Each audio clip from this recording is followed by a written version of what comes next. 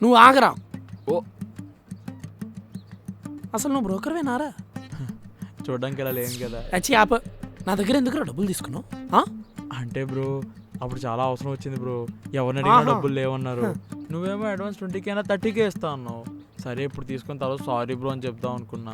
Okay sorry bro. డబ్బులు తీసుకుని ఏం పనురా నువ్వు? డబ్బులు ఎప్పుడు ఇస్తావు? రేపు ఇస్తా బ్రో. నువ్వు పొద్దున్నుంచి నన్ను బ్రో బ్రో అనే అమ్మాయిని మేడం మేడం అన్నప్పుడే నాకు అర్థమైందిరా నువ్వు నాకు ఇల్లు ఇవ్వవని. నా డబ్బులు చాలు రేపటికల్లా.